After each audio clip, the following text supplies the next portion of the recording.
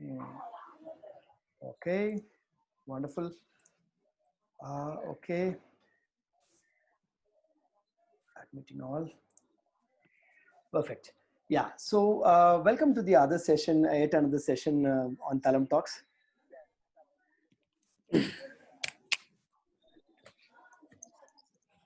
Hi, sorry, there's some voice overlap from the YouTube.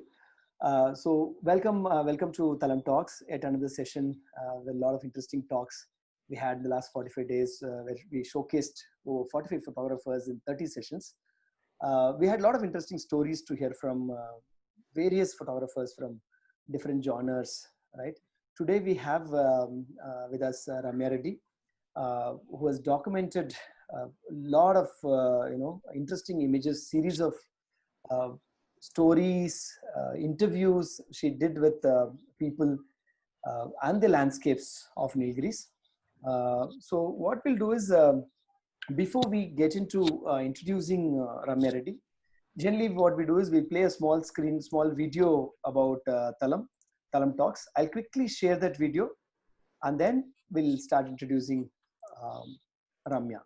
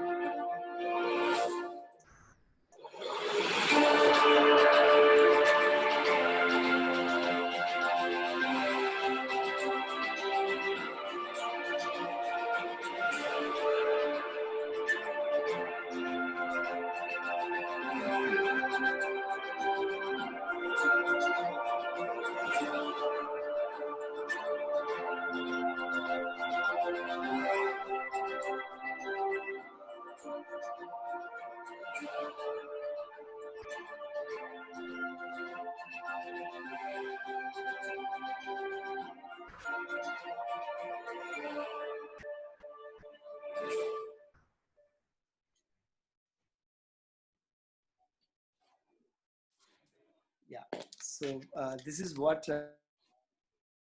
we did. So now to introduce Ramya. So Ramya has been a professional photographer for over 12 years now, drawn especially to blurring lines between physical and imaginary worlds. Her alma mater includes Parsons School of Design, Life and Light Academy, Ooty, Santa Fe workshops. So she has a lot of her fine art has been exhibited in India and the US. First time, in fact, one of our friends, Madhu Nadraj's event, I met her. It was very interesting to see her collaboration with Madhu also. She's been collaborated with a lot of boutique lifestyle brands, including Taj Hotels, Forest Essentials, Ganjam, and several other hotels and spas. Her work has been published, appeared in Condé Nast Traveler, Elle, Vogue, and part of many coffee table books. She has been a writer, aspiring writer. Ramya has recently published a book called Soul of the Nilgiris. It's complete journey through the mountains, and she spent a lot of time, over 9 years, uh, having oral narratives, conversations, writings, and close to 300 photographs in it. It's a self-published book, and the spine of the book is very interesting. If you see the poster that we used for promotions, that has the hand embroidery done by these Toda women. They spent close to 2 years to make the spine for 2000 books. It is published by Ramya. Today's session will be completely covering her experience of going through the process of documenting and making this book, right? So we welcome you to the session, Ramya. Happy to have you, and thanks for accepting this invite to do this session for us at Thalam Talks. Over to you, Ramya. Thank you. Thank you, Edie. It's such a pleasure to be here. Thank you for having me. So, can you hear me? Yes, your voice is a little feeble, but I'll just see if there's any other audio, some other noise. Yeah, yeah. Go ahead, go ahead. Is it okay? Am Yeah, I sort yeah. of This is fine now. Yeah, okay? yeah. So, thank you for having me, PV Roman Andri. It's so nice to be here. Uh, I hope to bring in a healthy Tamil dialogue, but my Tamil is more flowing on the field. So this has been engineered more. This presentation, this talk has been engineered more in English. So I will just go with the flow. Don't bother, Ramya, because we have a lot of other non-Tamil participants today. The whole session can be in English. Not to worry. Okay, super. So again, good evening, everyone. Thank you for joining us. I want to begin this session with a little poem. This was written for the book by a dear friend who happens to be a Nilgiris-based writer from the Badga community, one of the indigenous communities in Nilgiris. அவங்க பேர் வந்து Mrs Indumalla, poet laureate. So she wrote in the புக்குக்காக இது எழுதினாங்க. So about the mountains, Malay Patti. Can you hear me, PV? You just froze. We could hear you. We could hear you. Go ahead. Because I'm just wondering if it's my connection, if I should do something about it. No, it is fine. We could hear you. It's perfect. So this is the excerpt from that poem. Beautiful blue mountains, may your peaks rise proudly into the sky for all time to come. May Mother Earth always nurture you. May your sholas be verdant. May your rivers flow full. May your well springs of wisdom never run dry. May your ancestors protect you. May your children live in harmony. May your winds weave a canopy of blessings above you. Numala, the poet I was just talking about. So this has a lot to do with my love for the Nilgiris also. My project is a love project. It began out of love for the mountains. What do you say? Malaigaloda ஆழமான உறவு, you know, as I'd like to say, a very deep, profound love that I always had with the mountains, with the Nilgiris, almost like a past life connection. It evolved when I was there studying photography in Lovedale at the Light and Life Academy, and it took a form. I started exploring the landscape and started seeing the place through the eyes of the local people. Started seeing the landscape through the eyes of the local people, and so it went from there. So I think Nilgiris needs no introduction. It's the Blue Mountain Range located in the Western Ghats of Tamil Nadu, shoots east to west, running perpendicular to the main body of the Ghats towards the Deccan Plateau. All the principal rivers of the southern India are born in the endemic Shola forests here.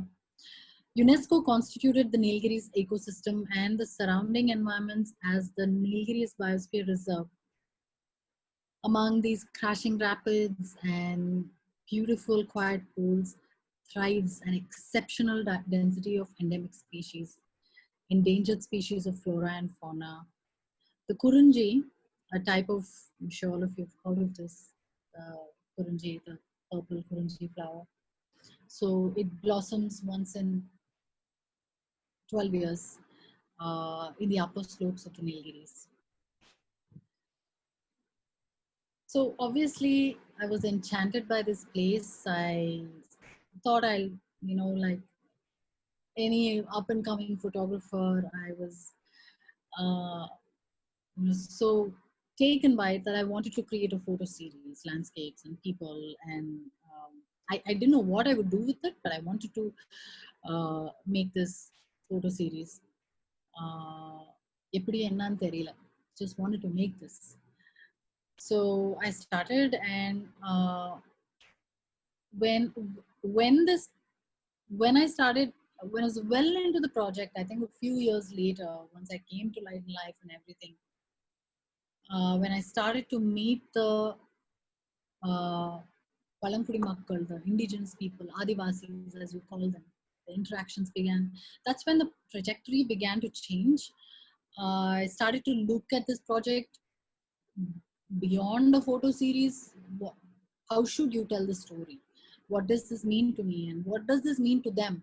So what should I do? So for me, this was about it's at some point it became about the people. This was theirs, this was their land, and I wanted to show their culture, their truths, and through their experiences of the Nilgiris. And they were tied to nature so deeply, and to each other in a symbiosis. And up until, I don't know, some decades ago, 40, 50 decades ago, they still thrived in a system of barter, which means there was no coinage, there was no money. So they exchanged goods and services amongst themselves. So such was the region. So these old ways, right? They're not like simply cultural constructs. Ramya, Yeah, you haven't started sharing screen, right? I have been sharing screen. Well, we're not seeing anything. That's why I was thinking. I'm so sorry. I just go back to. I was thinking you're introducing. Just go to the share screen. Okay. I'm so sorry. You can show those images, and then obviously we heard you. Okay. Yeah, click on the share screen, and then. I'm so sorry about that. I was thinking what you're typing in. Tadak tadak. Okay. I'm sorry about that. And yeah, put in the full screen. Yeah. You'll have to do this all over again? No, you don't have to speak, but you can show these pictures at least till the time you spoke. So sorry about that, guys.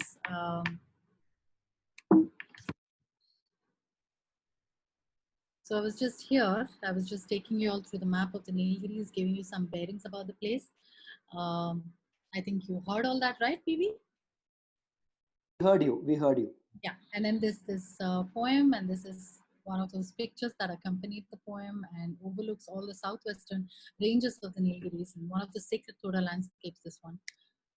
Then this is where I was talking about my enchantment towards the reason and love, and how it all began, and my being enraptured with the region, and how the trajectory changed after meeting the indigenous people of the land. So, and now I was just talking with the slide about the old ways. They were not just cultural constructs. They served a very important purpose, and this I learned along the way. And the reason I'm talking about all this is because this is what shaped the vision. This is what shaped the way the project took shape. And the media, even the medium, it went beyond the photos, right? It went beyond the photos. It had an element of design. So all of these things shaped it. So coming back to the old ways. So these old ways enable man to live in harmony with nature. And through Nilgiris, I could see that we were losing sight of all this, the way living in a certain harmony with nature. We were losing sight of nuances of these cultures in connection to a whole ecosystem, and of the vital ways of connecting with nature, and through that ourselves. And the objective became this, right? That I wanted to tell stories that had resonance to how to the world we are living in, to something more universal. And I felt like I needed to capture whatever I could. And the way things are right now, I can, in the times we are living in this, in these dire times, I can see how relevant all this is to reach out to this resonance of these old ways, and this ancient wisdom and indigenous wisdom and so on. So another thing is that Nilgiris பத்தி ரொம்ப எழுதிருக்காங்க, ரொம்ப பேசிருக்காங்க. So there are lots out there about said and done about this region. It's one of the most documented places on earth, apparently one 6 most documented, something like that. So as far as I was concerned, I was aware of this, and you know, sifting through so much anthropological work, and I was very intimidated by all this also. But as and like I described earlier, as I interacted with people and furthered my cause, for me this became about telling the stories of the Adivasis, of the people of the land, in the way I saw them, in the way I saw the place, through their worldviews, through their worldviews, and presenting their landscape in the way they saw it. This became important. So it was not anthropology to me. So it had to cut through all that. And I also had the good fortune to have met people doing work of importance in the Nilgiris, from non-profits like Keystone Foundation, grassroots organizations like Keystone Foundation, and also met quite a few scholars and anthropologists and so on. So I had the guiding hand of all these people and spaces. So, but these people in turn introduced me to different communities, girl from all the different communities. And the thing is, with projects like this, most important thing is earning trust. So I don't know if I said this in the beginning, but this is I said it's a love project, but it happened over a decade. So of course it was a slow project, but having said that, you know, along the way I learned how important it was to take time with building trust and building relationships and all. Of course, I had the time and the luxury to do this at that point in time, but still, you know. So building trust really took the time. Sometimes the elders, they would ask me, so what, you'll take what you want and you leave, like people have done before.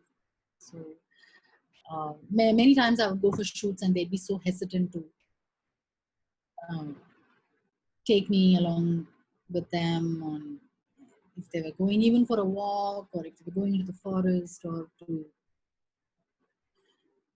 even for the simplest thing, you know. So it took a long time. So at that point, you know, this happened so many times. Then at that point, somewhere along the way, I knew, even as this trajectory was changing, I knew, okay, this project is not about me. This is about the community. This is about this region. It's like I'm the one taking all this. So now it is give back time. So this is about them. So that's why it was Soul of the Nilgiris for me.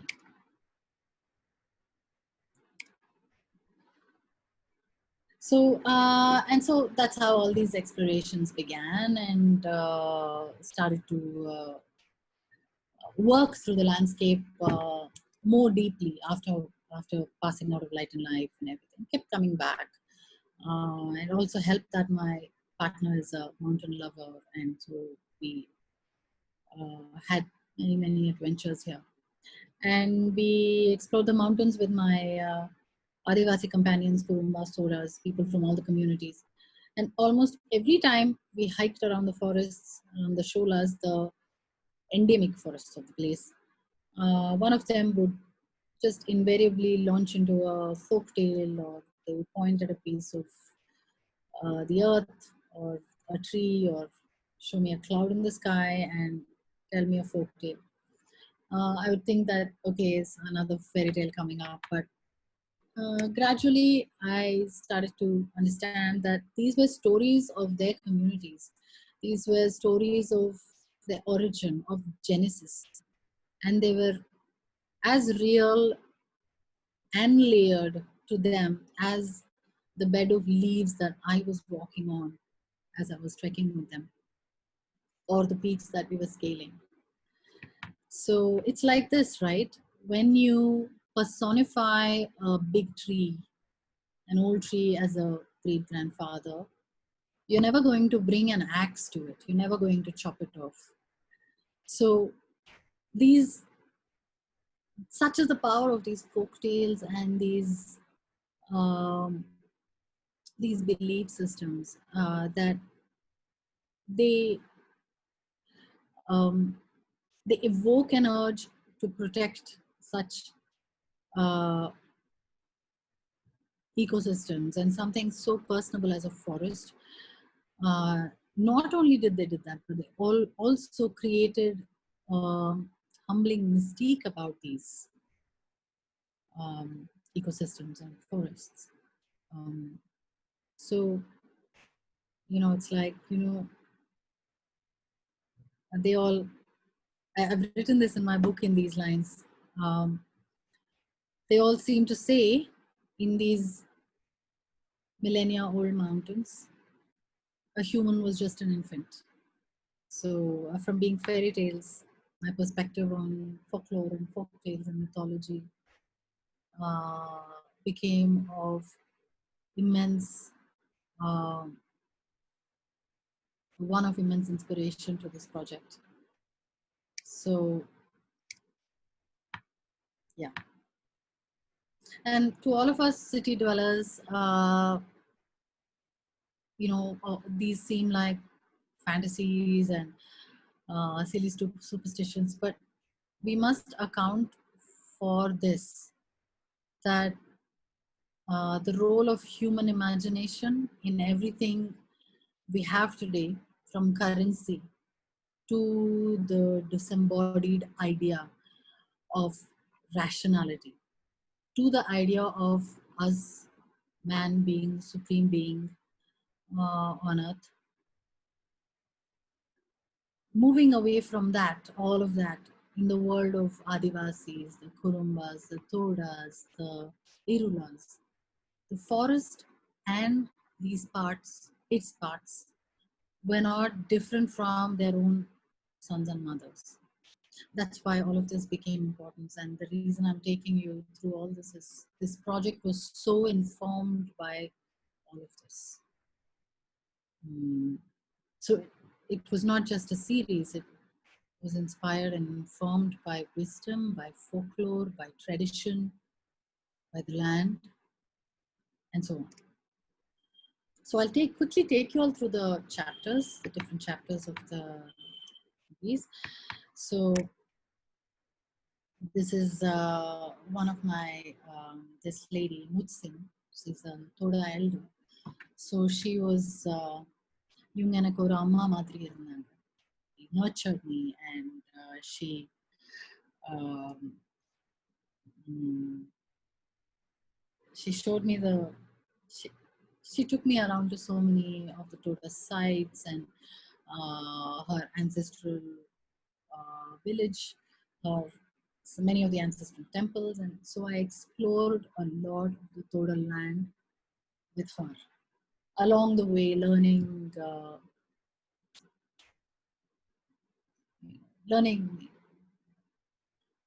drawing from the wellspring of her wisdom. She's no more. She passed on last year, exactly 1 year after my book was released. And the year before, exactly actually 7th October, she passed on in 2019, 2018. She saw the book on the 6th October, and 3 months before that, she had told me she was starting to get ill. She said, I'm not going anywhere without seeing your book. This is my book too. So she held on. In any case, coming back to Muksin, so I developed this really, really close bond with her, and like I said, white haired, wise, funny, 70 when I met her. So she took me around to many of these ancestral villages, as I just said, and one of them was this a place of great sanctity. It's called Newell, the migratory hamlet of her clan. So every Thoda clan has their respective family ancestral clan, migratory hamlets. They would migrate in the uh, summer seasons to parts of the to the areas which had more fodder of grasses for their buffaloes.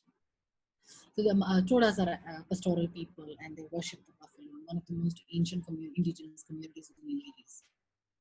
So Newell, which was this far removed migratory hamlet, far, far from the reaches of civilization.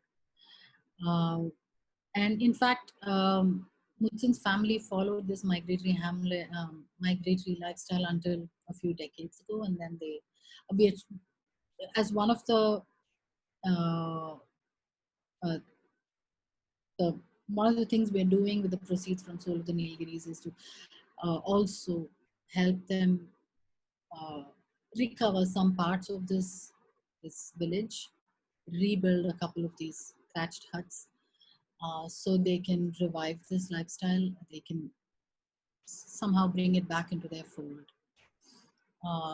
They have reconstructed one, by the way. So they go there, typically they go there between the dry seasons, which is March and May, as I was just saying, and families would migrate to market regions in southwestern areas where the grass was still green because of the precipitation of the mist rising from the cliffs nearby, and vacated before the monsoons. So visiting Newell was like a really defining experience for me in understanding not just the Thoda culture, but these uh, old indigenous ways of living in uh, the the importance of it and the so on in the way we were living. So visiting Newell with her family, as I said, affirmed the divine in the land as Thoda saw it to me. There's one of those old trees at Newell. This is about 400-year-old grandfather tree, as they call it. A rhododendron, one of the sacred trees, very sacred tree to the Thoda people. It's called Pehershk in Thoda. My Thoda is not good. There's only one other person, anthropologist Dr. Tarun Chabra, who can speak the Thoda language. It's yeah, it's not an easy language to follow or to understand. But I know some words. So rhododendron is called Pehershk. So often when I visited Mutsin at her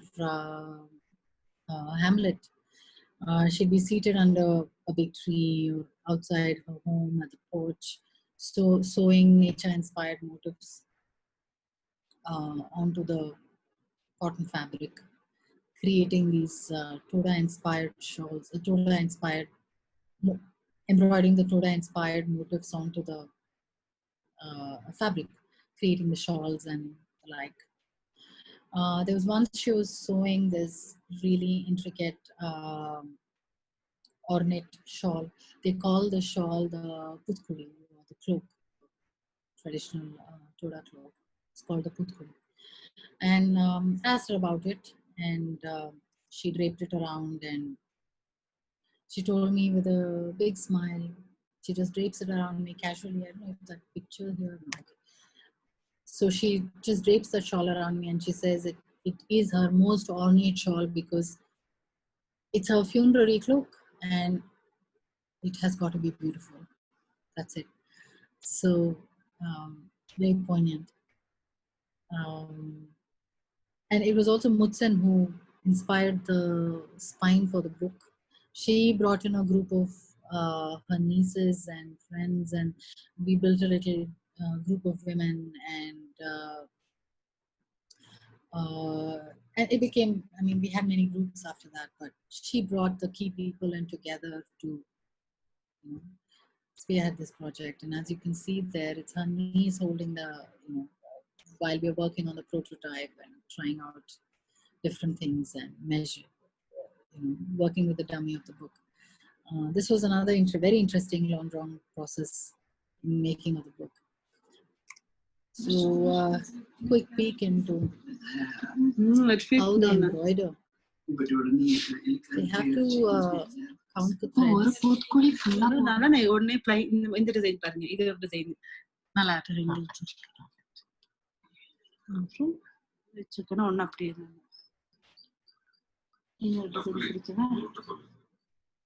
So this happened over many iterations. Nilgiris to different hamlets in the Nilgiris, to Bangalore, to Hyderabad where my printers were located, to London where my graphic design was located. So it happened over 4 or 5 iterations. So it was a long project. At some point, people, I mean, I was told that there was a joke going around the Nilgiris that, you know, it's hard to get hold of any Toda women Toda ladies to do any work because they were busy embroidering something for this book. So yeah, through the course of this project, about 50 Toda women artisans were employed to create the spines for this book.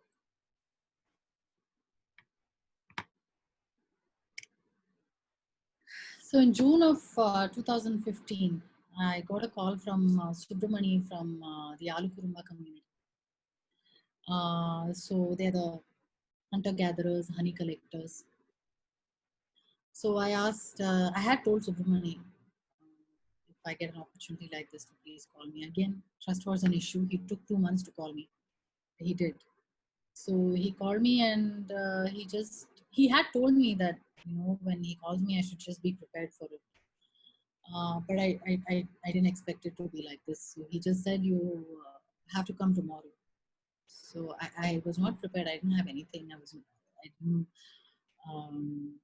Nobody was there to go, and I had to just figure out all the logistics and everything. In any case, I somehow figured it out and landed up in Kotagiri the next day. A very dear friend of mine volunteered to come with me. He was recovering from a heart surgery himself, but yeah, he stepped in and we made it in time. So we reached Vellarakombai, which is where this honey expedition, honey collection was going to happen. It was, I think, exactly 5 years to date, 2000, yeah, about 5 years to date, around this time actually. So we headed out there and we made it. It was a 7-hour long hike to get to the base of the cliffs of Vellarakombai, and the men would be scaling those cliffs to retrieve the honey from the escarpments. So, and they would, you know, scale them and be suspended from impossible heights, from those ladders made from tree vines to retrieve this very precious Malai thyme, the cliff honey. So initially the plan was for me to just stay put at the base of one of those cliffs and just take some pictures and, you know, be done with it. But then Subramani insists I go with him and then said, "Neenga pannidalam, you should come. Neenga vanda, neenga da first pombala in the trek pandrathu." So that was it. I was kind of sold on that. And no, not really. I'm sure, I think there were 2 other women had gone there before me, but I wanted to do it nonetheless. It was very tempting after seeing all this from a distance. So I went with him and with the leader Ponnan. We had to hack our way through the top though. Until here we had a clear path, but then beyond that we had to hack our way and cut through the grasses and bamboos and everything, and hunker down through the caves and everything. At one point we get to some, you know, a cave-like space, and they're just hunkering down and moving. And Subramani and Punnan just start burning. I mean, have these bundles with, you know, branches and sticks and everything. They're smokers, which they were going to use as, you know, used to smoke away the bees and so on. So they start lighting one of these bundles and smokers. And I asked them why, and they just casually said that, you know, we should just be ready for bears. We could just be expecting one at the turn. So they said it really coolly, and many similar uh, things like this happened along the way. They casually brush off something, some encounter, and we finally emerge into this commotion of smoke and bee haze. So what has been playing on repeat here, I hope it's not been bugging you, is my bad iPhone video that's showing bees, the Apis dorsata, the rock bee, uh, flitting angrily. There, a swarm of bees flitting angrily and hitting my lens while I'm standing there. This was after I got got into this haze. But before that, when we went into this commotion, I didn't tell you what happened. When I just saw this, as soon as we emerged there, I froze. I refused to move. And by which time I had lost Subramani and Ponan. I didn't know where anybody was because it was smoke, it was bees, it was my camera. And I didn't know what to do. I was pretty sure I was going to be stung. So, and as you can see, they're the size of the bees. These bees are like the size of grapes. And then I hear Subramani's voice rise over. I could hear it through all this commotion, and he said, "Just cross, just trust the bees, and just cross." He said it very casually, nothing sacred and nothing like that. He just said, "Just trust and just come." And I just did. I didn't have any other choice, and then just come out unscathed. So that video that's on repeat is just to give you an idea of how much was going on, commotion, these guys suspended there and bees hitting my camera.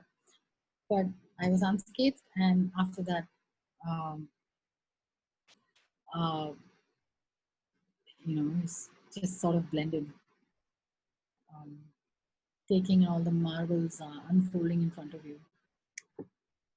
So the Kurumba's sense of invincibility about the bees comes from a remarkable confidence in their coexistence. That bees will not harm them because they take great care to see that the bees are not harmed. And they don't want to provoke the bees because it was after all the bees that died after the stinging. So that painting, முன்னாடி அந்த painting பார்த்தீங்களா, that Kurumba painting of the honey collection. This is Krishna, Subramani's brother, who created it with these colors, these pigments drawn from the raw materials from the forest that he hand grinds and makes. So this is the story of Janaki Amma. A few months later, I went back to Vellarkommai to meet Subramani's aunt, and Subramani and Krishna's aunt, Janaki Amma. She's a healer and midwife of repute. This time, unlike last time, I had company and I had my friend and I had some people that Subramani had sent along. But this time I had nobody and I decided to trek alone and get to Janaki Amma's house. And my sense of direction is not that great, but I need it. So it was such a relief getting to her house and seeing her, and she's there waiting for me with a big glass of, big jug of beautiful spring water, and just it was ecstatic. One of those ecstatic moments, right?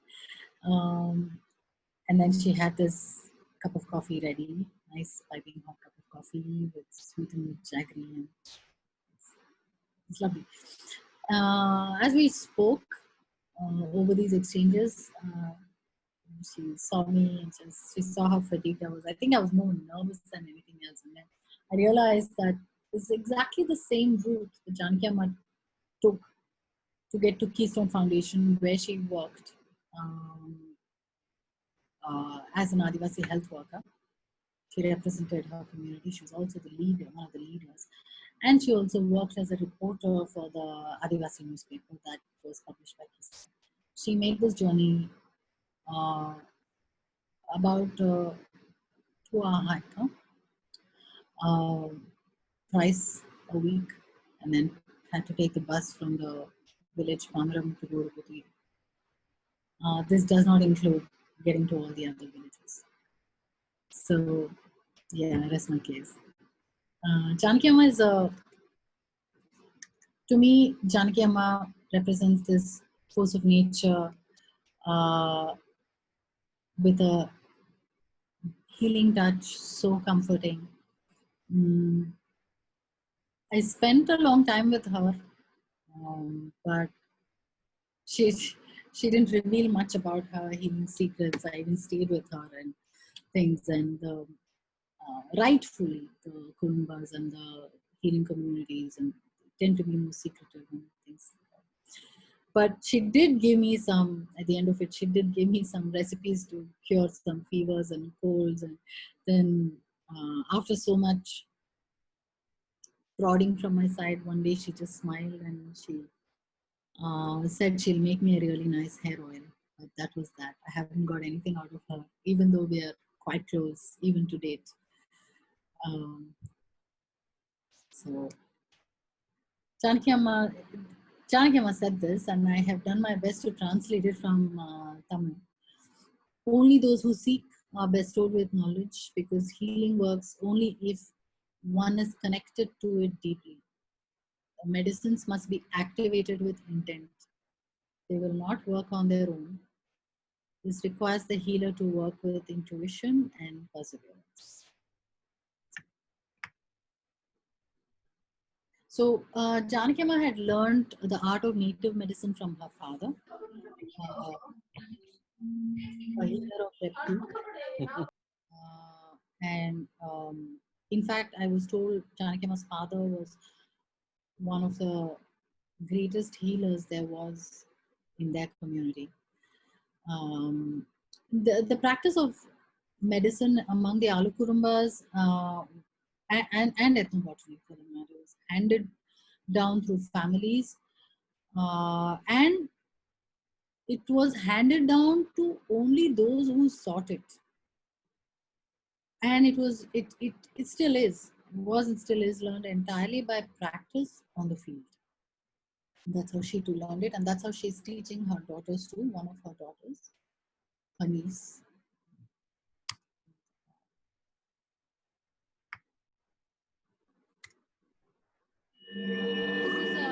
This is a little a short film about Janaki Amma. This was made during the time I was shooting around the area, but it was made by Keystone Foundation. I'm just going to play a quick, just a couple of minutes. Encapsulates her life, a day in the life of Janaki Amma.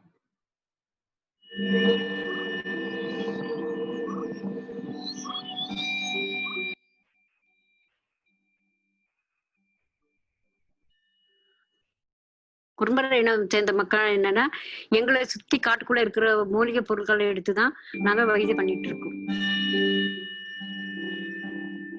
எனக்கு பேரு ஜானகி.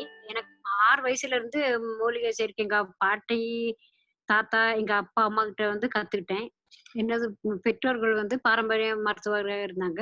அந்த மருத்துவம் எனக்கு கொடுத்த பரிசாக நான் நினைச்சு நான் மருத்துவம் செஞ்சுட்டு வரேன். செடி பேரு சொன்னா அதுல எங்க இதுல பலிக்காது அப்படிங்கிறாங்க. அப்போ அந்த காலத்துல இருந்தே செடி பேர் சொல்லல, செடி தட்டிதான் காமிப்பாங்க. அவங்க மருந்து எடுக்கும்போது நம்ம மரத்தை பார்த்துக்கணும். இது எங்க முன்னோர்கள் கொடுத்த பரிசு. அது நாங்க முறையா பயன்படுத்தணும்னு நினைக்கிறேன். உடம்பு சரியில்லாம சீக்கிரக்காரர்கள் காசு கொடுப்பாங்க சரியாயிட்டானா, அந்த காசு நான் வாங்குறது இல்லை. ஏன்னா அந்த பாரம்பரியான மருந்து நம்ம அடிக்கடி செஞ்சுட்டு இருக்கணுங்கிறதுக்காக செஞ்சுட்டு இருக்கேன். ஆரத்தினோட நீரே ನೆಲಿತೋರೆ ನೆಲು ಮರಳು ದುಕೋನಿ ಉದದು ನೆಲಿತೋರೆ ನೆಲೆ ಮರಳು ದುಕೋನಿ ಉದದು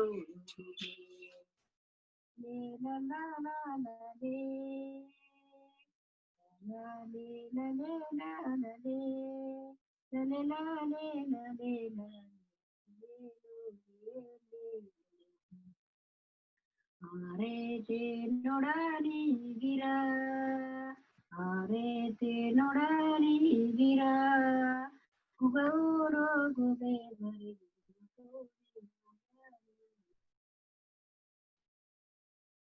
She's one of the stars in my book, in the chapter Forest Healer. She's still a star to me, always will be. So all of these walks and hikes also took me to the many Badga hattis. The Badgas are the agrarians and the largest and the most popular, prosperous of the indigenous groups of the Nilgiris. And you would have heard of the Badgas. A lot of what I learned about the Badga culture came from the ballads and again folklore and folk tales, as I mentioned before also, as it was with other communities. It was like that here too. More so with the Badgas because oral literature is one of the foremost and formidable legacies that the Badgas have inherited from their ancestors. And for centuries, these bards and singers and storytellers had, in these remote ranges, rendered stories to epic ballads about the diversity of nature and people in the region. So I was again really enamored by this orature culture of the Badgas and started to seek out these ancient hattis. Hattis are, hatti means a village in Badga language. Started looking for that, looking for these places set in remote valleys and nooks and crannies across the Nilgiris. Under the mentorship of one of the foremost Badga scholar, Reverend Philip Mali, I started to work with some translators to create first-hand translations of ballads that I thought were of resonance for this project. So of the many, I picked out a few with Reverend Malli, so all of it in the book. And we found a translator who translated it for this purpose. There are many of them that you will see in the book, but one that really captivated me was this funeral litany, a catalog of 1,300 sins, which is uttered during the death rites, absolving the deceased of all his sins. 1,300 sins that are absolved when somebody dies. This is an ancient rite and still followed. So I'm just going to read out a few excerpts from this. If he estranged his brother, it's a sin. If he altered the contours of a field, it is a sin. If he plucked young plants and threw them under the scorching sun, it is a sin. If he discarded seeds of grain, it is a sin. If he spoke evil of others' domain, it is a sin. If he failed to relieve the fatigued, it is a sin. This is just a little, a few from that big catalog of 1,300. Now, why I am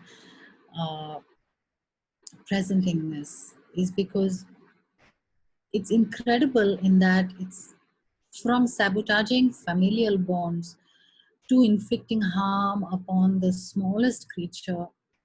Every manner of wrongdoing is uttered with the same enthusiasm, making this catalog of sins not just an unparalleled rite of passage, absolving the sins of the dead, but also serves as an eloquent mirror inquiring into the deeds of the living. So, yeah, as you can see, all sorts of things that are there in this compendium. So if you, there are a few more in the book, but if at all you get hold of this 1,300, it's quite fascinating. If anybody is interested, you can reach out to me. I have the catalog.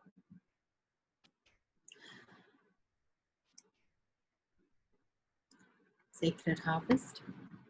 So in 2014, yeah, December, I visited the Keystone Foundation in Ooty. Keystone Foundation is a grassroots organization that works with the indigenous communities, the Adivasis in the region, on eco-development initiatives.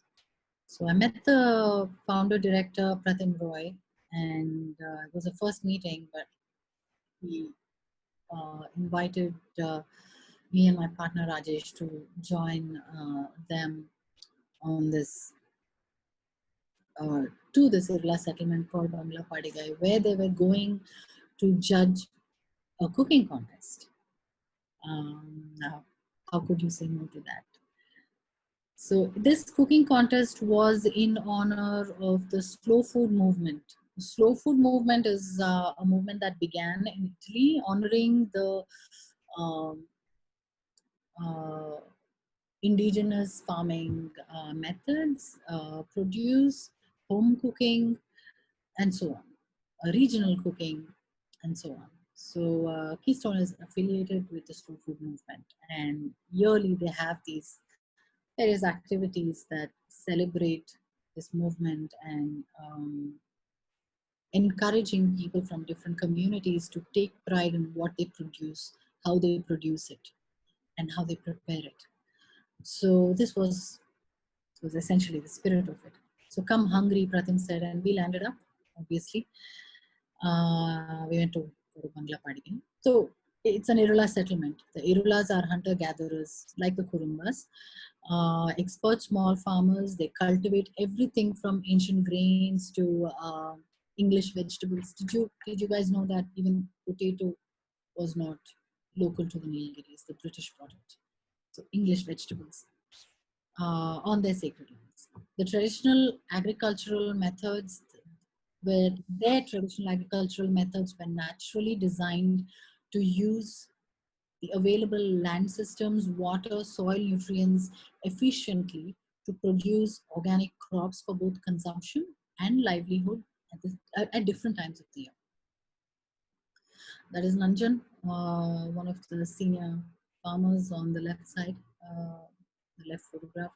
So this is a place we're going, it's Bangla Padiga again. So every farm I went visiting with Nanjan, you had to go barefoot to all these places, even if it's a hilly hike or whatever, you scale them only barefoot. Yeah. So that is coming to the cooking contest. So this was no easy task, as you would imagine. So singling out a few dishes from this array of freshly prepared, delectable dishes, so perfectly cut, cooked, seasoned, from locally sourced leaves, herbs, shoots, grains, vegetables. This was not an easy task at all. The one thing that made it easy to judge this was that with every kilometer that a contestant traveled outside the village, we could deduct 2 points. Even if he went outside for tomatoes, we could, cut marks. So that's how local it had to be. So in any case, this was one of the most beautiful meals I have ever had in my life. Um, the Irlas are amazing chefs, I must say. Uh, like I said, made to perfection. And that afternoon's farm to table meal to me was not just an exercise in eating locally or organically, but eating consciously while making an effort to learn a little more about the food we eat, and where it comes from. Awareness itself can go a long way in supporting indigenous organic farmer and clean small scale farms. This is a big takeaway from that. So many more stories like this, and plenty more indigenous wisdom, photographs, stories, and so on and so forth to be found in the book. Some videos that are being updated on the Soul of the Nilgiris website also. And so I will conclude the session with this, but I will leave you with this. The stories, knowledge, worldviews of indigenous people answer very important questions about long-term sustenance. Perhaps we all can begin by opening ourselves up to other ways of living. In a way, we are doing that now, aren't we, with this crisis and these setbacks and so on.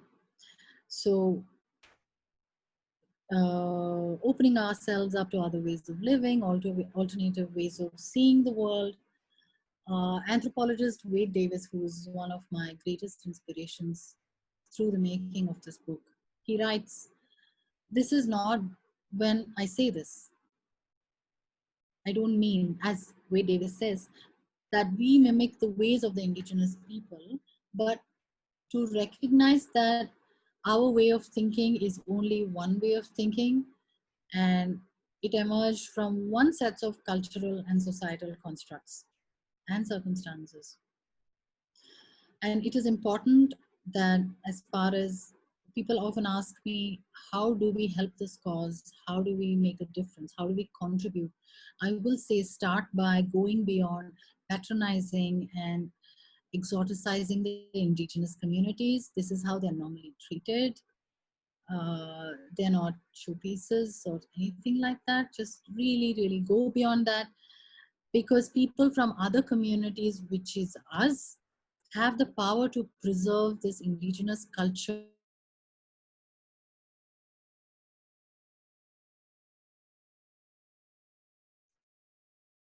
Ramya?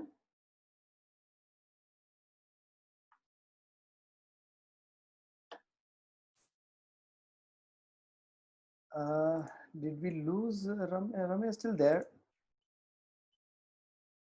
Ramya?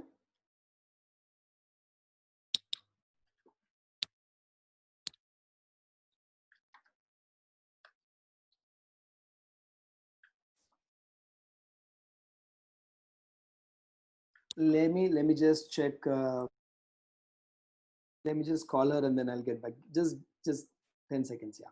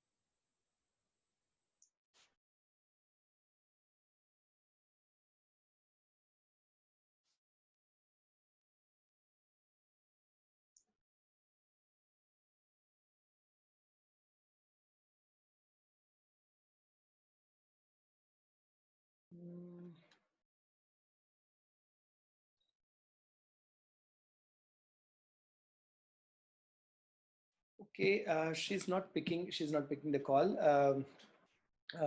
We'll just, maybe I'll try another number.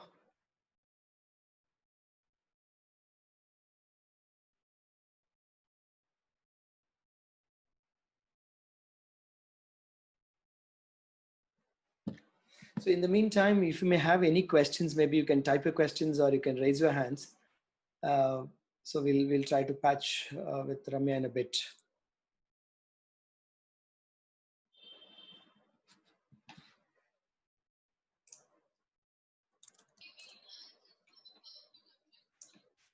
Oh, okay. Yeah, try to connect. Yeah, try to connect from the phone. Yeah, no issues. No issues. No issues. Good that. Oh, no problem. Okay, no problem. So good. Sure. Okay. So I think she had the whole day power cut. So we just lost her. Hopefully she will just join in a few minutes from the phone mobile connectivity. What we can do is we can have questions ready if there are anything. So the moment she comes in, we'll ask her to answer the questions.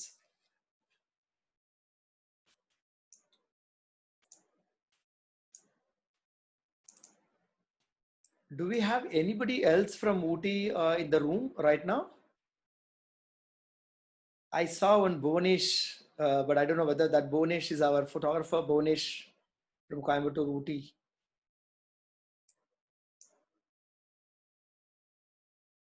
Bhuvanesh is the same Bhuvanesh. Yes, sir. Same Ooty Bhuvanesh. Sir. If you have anything to share, good to see you, Bhuvanesh. Yeah. Thank you, sir. எனக்கு என்ன கேக்குறது தெரியல. ரொம்ப நல்லா இருந்துச்சு. கேக்குறது தெரிய வேணாம், சொல்லுங்க.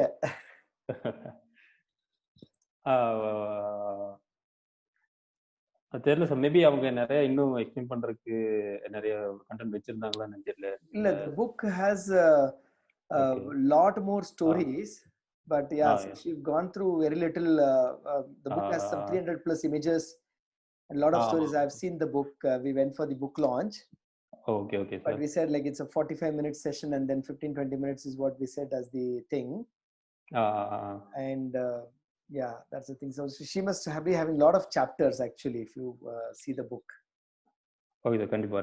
நானும் இந்த ஊட்டி நீலகிரி லைப்ரரியில ஒரு தடவை பார்த்தேன். பார்த்திருக்கீங்க? Oh, okay, you've seen it. Okay. Other than book, எனக்கு என்ன கேட்கணும்னு நினைச்சேன்னா, புக்ல கொஞ்சம் இருந்தது. ஸோ அதர் தென் புக் வந்து இன்னும் அவங்க பண்ணிட்டு இருக்காங்க கேட்கலாம்னு நினைச்சேன். Okay, let her join. Okay. We'll ask the question. கண்டிப்பா sir. Yeah, wonderful. Good to have you. I think Ramya is just joining. We can even mute her video even if you have to, save her battery, the bandwidth.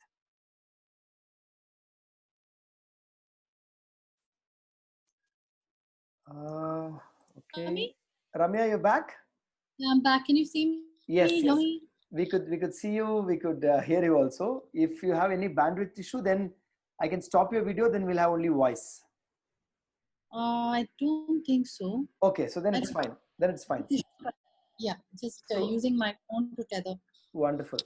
There's one question from one of the photographers who's also based in Ooty, who has covered a lot of weddings in the community and all of that. So his name is Bhuvanesh. So so I'm just going to ask his question. Bhuvanesh, can I go ahead and ask, or you want to ask? Sir, you can ask, sir. Okay, so I'll ask. So he said he has seen your book also in the library in Ooty, somewhere in the library. So he said, are you continuing to work on this project even after this book, or it's just the book? Is his question. I am continuing in the sense that there's some initiatives that we're working on with the Adivasis. And as I think, I don't know if I mentioned this before, but 100% of the profits on this book are going back to help the communities and channel through the Keystone Foundation.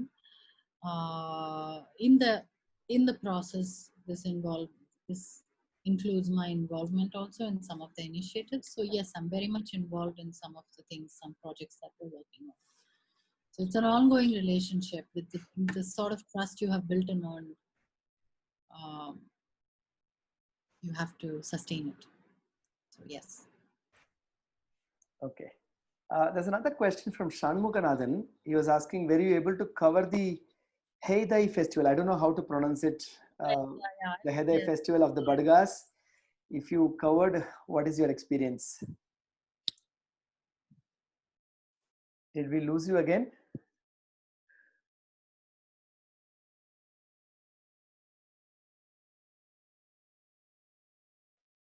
In fact,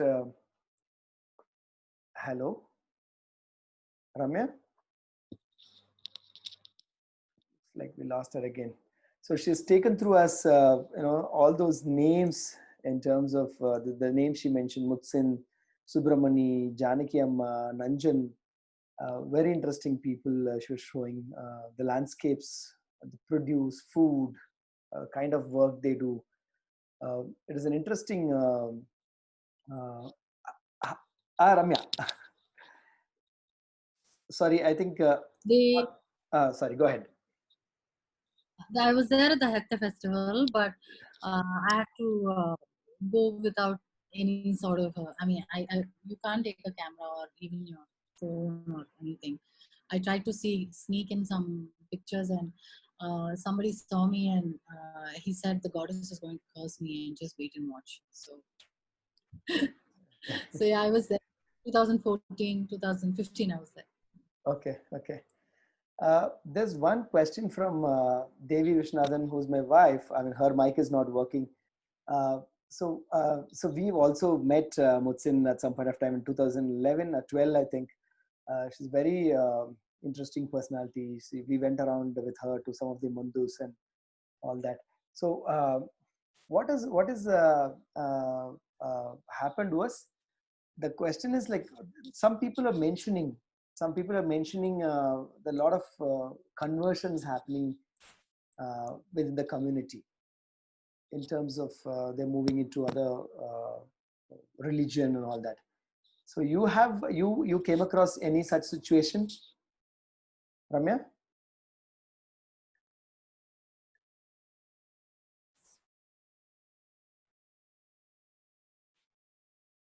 I don't know whether she heard. Is this power issue? Ramya, I will just mute your video. Maybe only voice is also fine.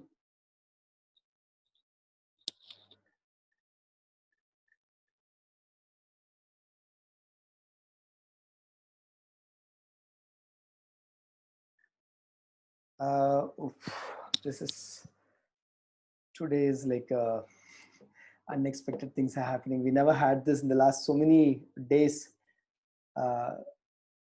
Is it also because of the rain? I have no idea. Okay, so any other questions you may have, you can keep writing. By the time we'll just patch up with her.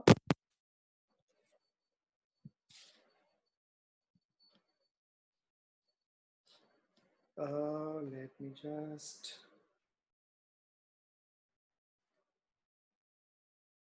Ramya, we lost you again.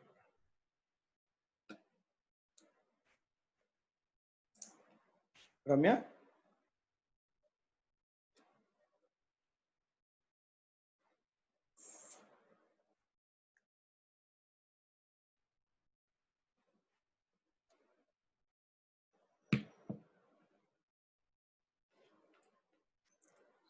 Yeah, we lost you again.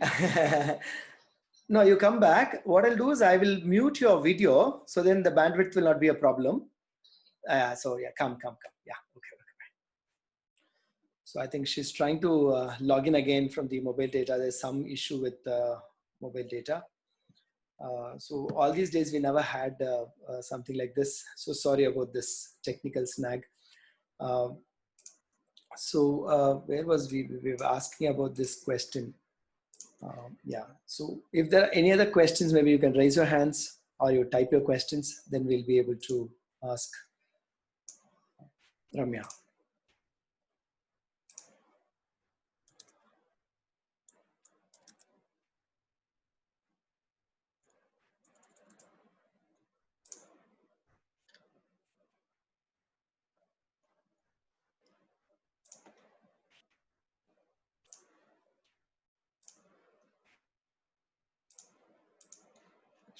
She's not to be seen.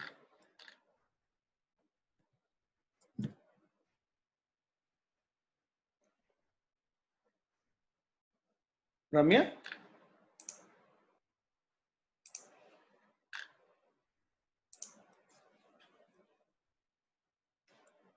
So anybody else want to add anything? I mean, if you have anything, you can speak out. You can just unmute your one at a time, not everybody at the same time. If there's anything to be added, till the time she joins, we can have some conversation instead of just keeping it mute. Evina? Praveen? Yes. So, I've come across few bee hunters documentary like North Face doing Lost Bee Hunters in Nepal. Okay. All those people wear these protective suits or like for bee stings, get away from bee stings. Where you're asking about Ooty or? Yeah, மற்ற இடத்துல வந்து அவங்க வந்து ஏதாவது சூட்டு போட்டுட்டு இல்ல வந்து வலை மாதிரி போட்டுட்டு பண்ணுவாங்க இல்ல அது wear sheet kind of thing. Okay. Okay. But இந்த டாக்குமெண்ட்ரியில பார்க்கும்போது அந்த வீடியோல வந்து யாருமே they were just wearing normal clothes. Yeah. I've seen a lot of images. In fact, you can check this Keystone Foundation's website. They have a beautiful video about the honey collectors. Very interesting video, you can check. So these people go like the normal dress only. That website link and she also has some more videos in the website, in her book website. You can also check that. Yeah, you can check that. So, but these, like she was mentioning also in the talk, no, she mentioned, no, the bees will not do anything. You just come cross. You have no other option. Just move on. அது எனக்கு புரியல. It definitely stings இல்ல. No, but those people are used to maybe how to tackle that situation. I think so. And I've not seen it live. I've not hiked up any of these honey collectors earlier. Maybe Bhuvanesh can add anything more if he has seen it. Bhuvanesh?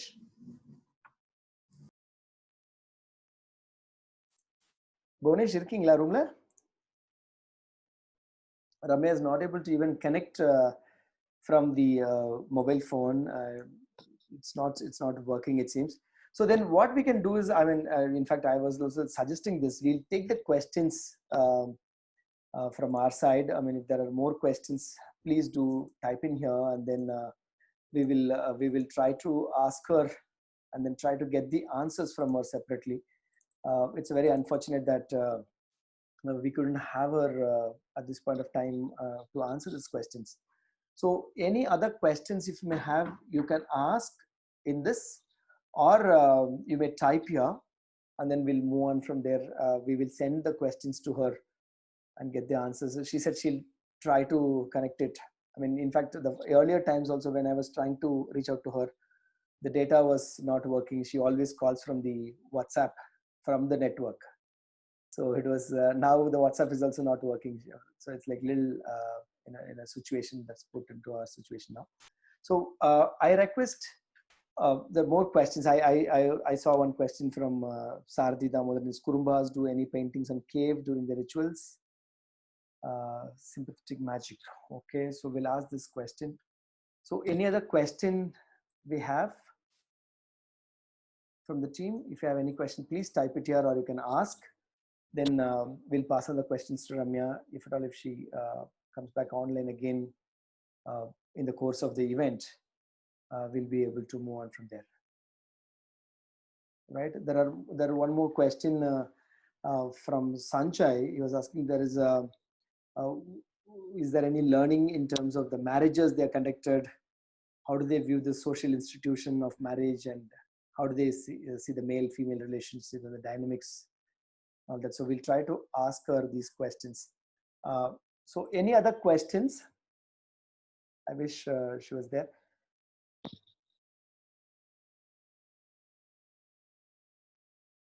Right, if I'm not, if there are no more questions,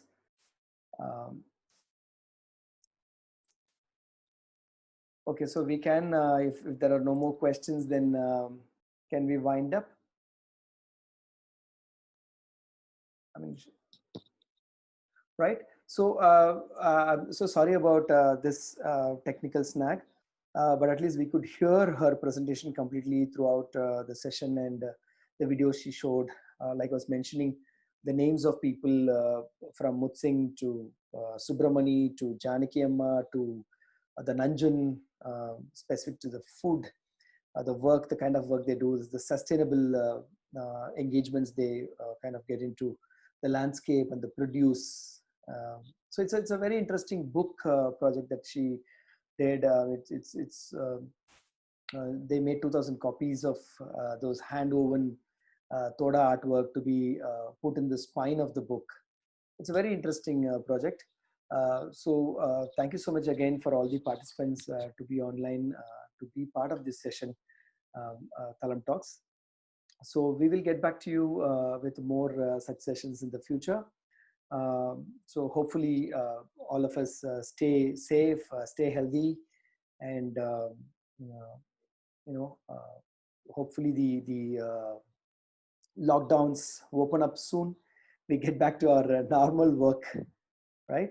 So I thank all the participants and Ramya again for accepting to do this session, though we don't have her in the room right now. So thanks, Ramya, for doing this session for Thalam Talks. Thank you so much for all the participants, right? So we'll end the session here. Question by Devi Vishwanathan. There is a mass conversion happening to mainstream population from these indigenous groups. Are we going to see these groups in the future, or how long are they going to last it out? They are going to be around, of course. I'm being optimistic because I have seen firsthand how much pride they take in their culture, their heritage. Yes, we have people moving into the mainstream, and that is to be expected because after all, they deserve opportunities too. So they come seeking for opportunities. And the young people from the indigenous communities also don't have enough support from the government or even from the society for that matter that they're surrounded by to help them understand or give them tools to use their knowledge that they have been, knowledge that is their legacy of their arts, crafts and livelihoods or whatever, So if they have more tools to apply what they have in their own midst in a way that is relevant to the mainstream, in a way that they can make livelihoods out of all this, then I don't see why they cannot thrive and go a long way. But that itself is a huge challenge. How are we going to make that happen? So, yeah. Despite being disadvantaged on so many fronts, the indigenous people continue to represent a different way of life, a remarkable way. So, I think they'll continue to survive. They will survive. Sanjay, what did you learn about the way marriages are conducted? How do they view social institution of marriage? How do they see the female-male relationship and the dynamics of the same? Marriages continue to be conducted in the way they were previously. I haven't attended many marriage ceremonies with the groups that I worked with. I did just one actually. I attended a Toda wedding. So I haven't explored this deeply, but it seems to be more like the sort of relationship equations and dynamics that we have in the mainstream. The female being the nurturer, the male being the breadwinner. So I didn't see much of a difference there, but I do see that the women are also equally, have a more equal role, I've personally felt. But yeah, there is a distinction and it's pretty much as it is with all of us. Question 3. Honey collectors are not wearing any safety dress. I remember seeing people wearing safety wear in Himalayan honey collectors. Yeah, it's a good question. These are such seasoned honey men that this is how they have worked over centuries. They do a few things. They have smokers, they have very basic safety methods, but they seem to work for them. They smoke the bees out. They, if I'm not mistaken, they do apply a paste of some herbs all over to keep the bees, to ward off the bees for a little while. But it's more a faith thing, I believe. It's a certain trust that they have built. I don't know, should I say bees, but it's a certain faith thing for sure. Yeah, that's by Praveen. Question for Sarathi Damodaran. Kurumbas, do the Kurumbas paint anything on the caves during rituals? The anthropologists use the term sympathetic magic. Any comments?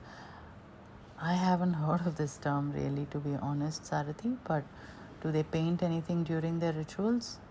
I haven't seen this, so I'm not going to say that they do or don't, but I haven't seen it personally, them painting on caves during rituals. So moving on to Bhuvanesh. Have I covered weddings of Kurumba people? No, Bhuvanesh, I haven't. I have attended only one wedding, which is a bow and arrow ceremony, as they call it, of the Toda. It was a Toda wedding.